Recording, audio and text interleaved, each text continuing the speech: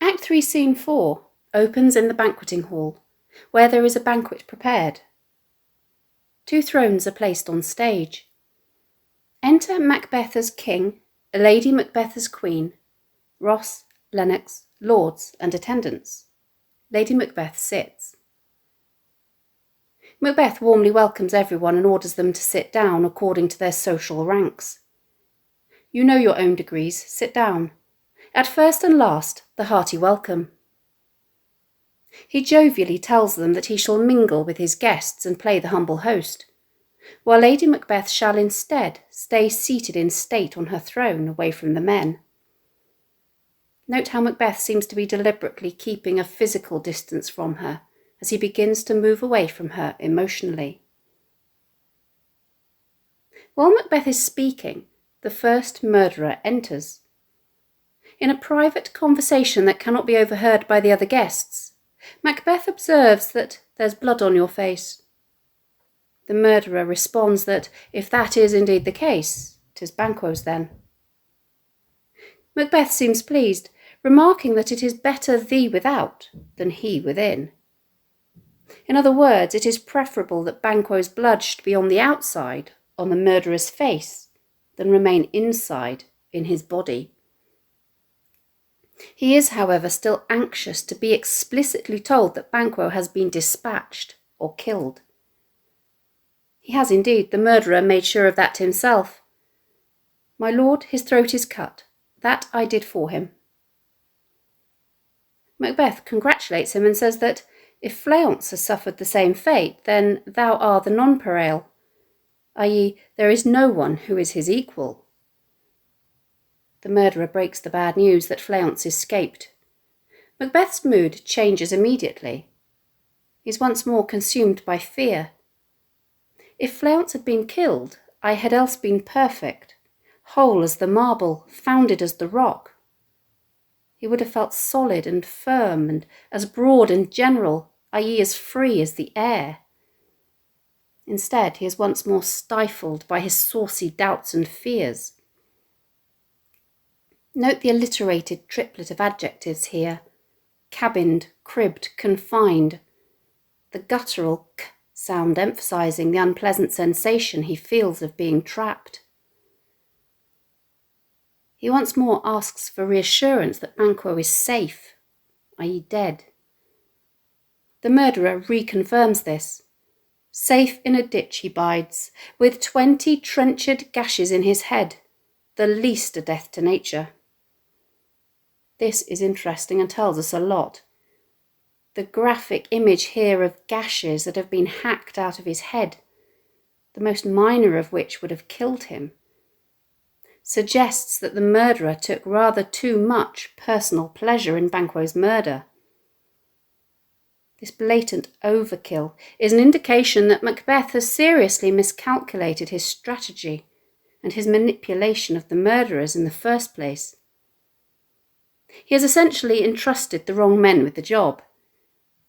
In the heat of the moment, this murderer's personal desire for revenge, stoked by Macbeth's lies, has overtaken him. If he had not been so caught up in his own bloodlust, he could have dispatched Banquo with a single stroke, and then taken out Fleance, who is the real threat to Macbeth's position after all. Macbeth acknowledges that even though there the grown serpent lies, the worm that's fled hath nature that in time will venom breed, no teeth for the present. He revisits the imagery of the previous scene, where he described Banquo's existential threat to him as a metaphorical scorched snake. The grown serpent may be dead, but Fleance, who he describes contemptuously as a worm or a grub, although presently harmless, will, in due course, grow to become dangerous. The irony is, of course, that Fleance didn't have a problem with Macbeth before this, but has now been furnished with ample motive for revenge when he finds out who is ultimately responsible. This image can't help but remind us of the mythical Hydra, the multi-headed snake, who grew back a pair of heads for each head cut off by Heracles. Macbeth dismisses the murderer, only to be immediately accosted by Lady Macbeth, who, refusing to stay where Macbeth has tried to put her out of the way, chastises him for ignoring his guests instead of entertaining them. She complains that you do not give the cheer, and that a banquet without the host repeatedly assuring his guests of their welcome while they are feasting is just as bad as a meal that they have had to pay for. These people might just as well eat at home, she says. The Ghost of Banquo enters and sits in Macbeth's place, as Macbeth thanks his wife for reminding him of his duties as a host, and he once more puts on a jovial facade. Sweet remembrancer. Now good digestion wait on appetite, and health on both.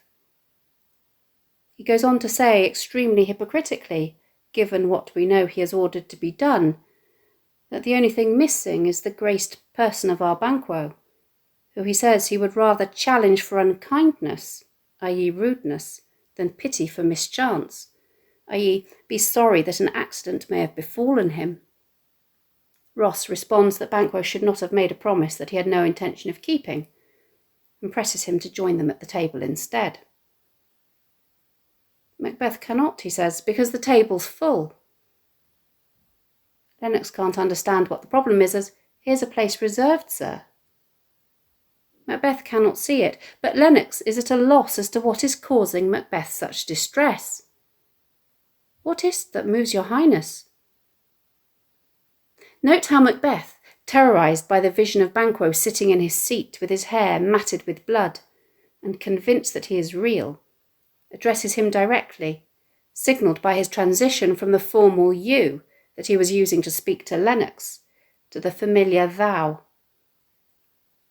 He denies that he should be held accountable for his murder. Thou canst not say I did it. Never shake thy gory locks at me. This is, of course, mere semantics. No, Macbeth did not wield the dagger, but he is, of course, morally guilty, which is why Banquo appears covered in blood, much like the apparition of the dagger in Act 2, Scene 1, as a symbol of Macbeth's guilt.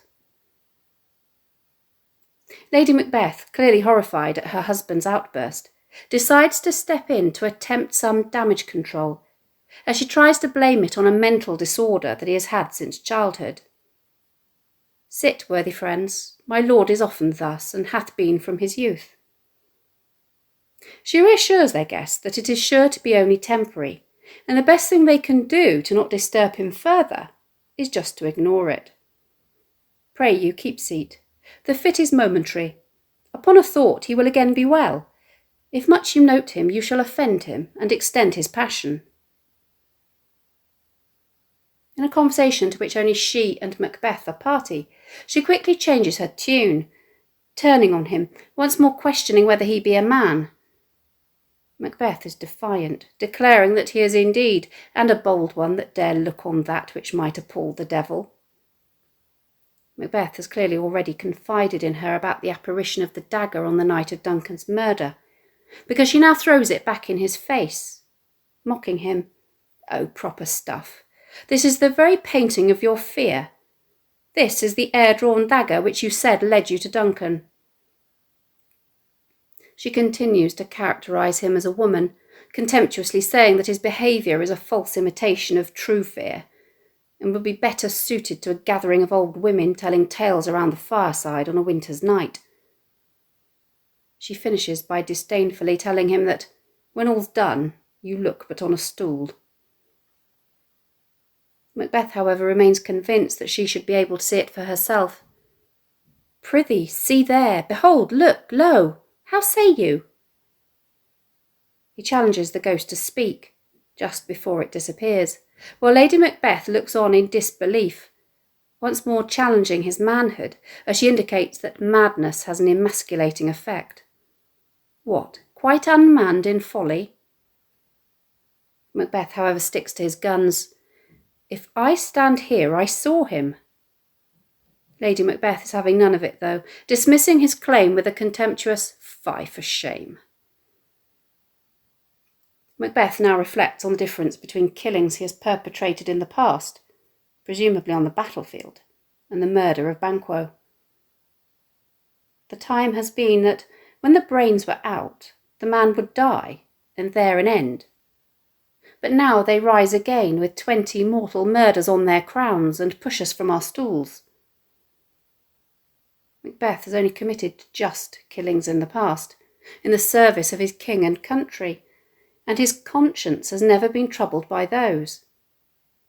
This is a new experience for him, as the unjustness of Banquo's murder literally comes back to haunt him, with the apparition bearing the telltale 20 gashes or mortal murders on his crown, i.e. on his head, that the first murderer has told Macbeth he inflicted. The choice of the word crown here for head is interesting, as it also suggests that these wounds are a stain on Macbeth's own crown, and the way Banquo has literally pushed Macbeth from his stool also hints at his power, not only to startle and disconcert him, but also to force him off the throne. With the spectre gone, at least for the time being, Macbeth tries to regain his composure and play the part of the jolly host as he downplays his erratic behaviour. Do not muse at me, my most worthy friends. I have a strange infirmity which is nothing to those that know me. Come, love and health to all. Then I'll sit down. Give me some wine, fill full. Unseen, the ghost reappears as Macbeth, in full flow, proposes a toast in an attempt to ease the tension in the room, and in a show of blatant defiance even includes our dear friend Banquo, whom we miss, would he were here. Macbeth now clearly catches sight of the ghost as he, without warning, once more begins to shout at the horrific vision in front of him. Avaunt and quit my sight. Let the earth hide thee. Thy bones are marrowless, thy blood is cold. Thou hast no speculation in those eyes which thou dost glare with. Deaf to Lady Macbeth's reassurances to their guests that they should think of his behaviour but as a thing of custom that only spoils the pleasure of the time, he begs the spectre to change into something real that he might fight as a man.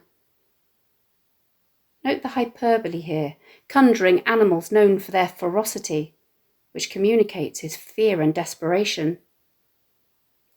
Approach thou like the rugged Russian bear, the armed rhinoceros, or the Hyrcan tiger. Take any shape but that, and my firm nerves shall never tremble. Or, he challenges him, be alive again and dare me to the desert with thy sword. The ghost just as quickly vanishes, leaving Macbeth to once more feign jollity and order his guests, who have clearly begun to get up to vacate the hall, to sit back down. Lady Macbeth reprimands him, blaming him for having ruined everything and telling him that the party is over. You have displaced the mirth, broke the good meeting with most admired, i.e. astonishing, disorder. Macbeth can't understand how she can think that they can casually brush off what he believes they have both witnessed, so let it overcome us like a summer's cloud without our special wonder. He marvels at the fact that you can behold such sights and keep the natural ruby of your cheeks, when mine is blanched with fear. Unfortunately, Macbeth, due to his disordered state of mind, has forgotten to keep his voice down, and now everybody has heard him, leading Ross to question, "What sights, my lord?" Lady Macbeth steps in before her husband can incriminate himself any further, and quickly ushers everyone out, dispensing with the need for them to leave according to their social ranks, which leads to a somewhat chaotic departure. "I pray you speak not," he grows worse and worse.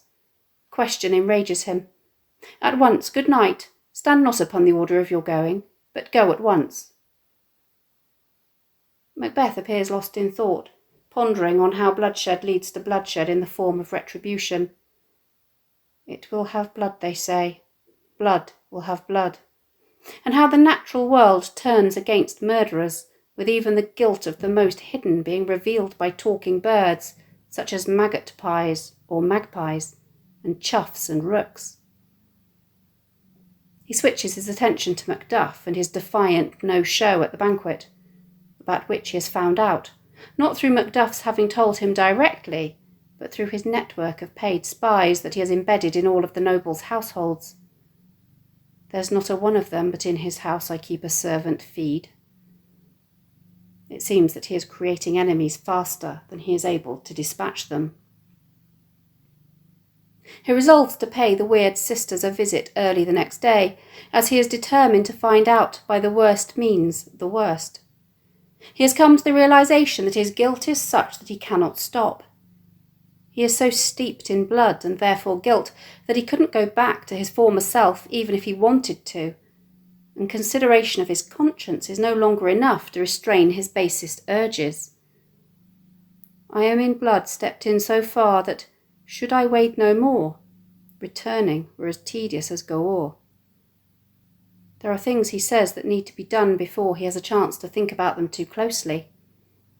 He's now going to act on instinct rather than strategizing on what to do for the best. And this is an indication that Lady Macbeth's role as a sounding board is over. Note how her parting words to him, both in this scene and in the play as a whole, "You lack the season of all natures, sleep," refer to his insomnia, and link her to her own final appearance in Act 5, when, tormented by her own insomnia-inducing guilt, she throws herself from the battlements. Macbeth agrees that they should go to bed, dismissing his out-of-character behaviour, his strange and self-abuse, as merely the fear of the inexperienced, which will go with more training.